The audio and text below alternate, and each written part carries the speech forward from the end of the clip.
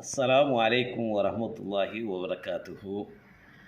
ஏக இறைவனின் சாந்தியும் கருணையும் நம் அனைவர் மீதும் என்றென்றும் நின்று நிலவட்டுமாக. கண்ணியத்திற்குரியவர்களே, ஹிஜ்ரி ஆண்டு நம்மை எதிர்நோக்கி வந்து கொண்டு இருக்கிறது. இந்த நேரத்தில் ஹிஜ்ரத் என்று சொன்னால் என்ன என்பதை நாம் அறிந்து கொள்வோம்.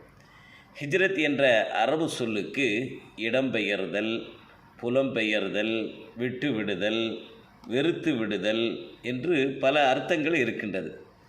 ஹிஜ்ரா அல்லது ஹிஜ்ரத் என்பது இறைவனுடைய மார்க்கமாகிய, இறைவன் மனிதகுலத்துக்கு வழங்கிய மார்க்கமாகிய இஸ்லாத்தினுடைய நெறிமுறைகளை பரிபூர்ணமாக பின்பற்றுவதற்கு நெருக்கடி தருகின்ற ஓர் இடத்திலிருந்து வேறொரு இடத்திற்கு செல்வதாகும்.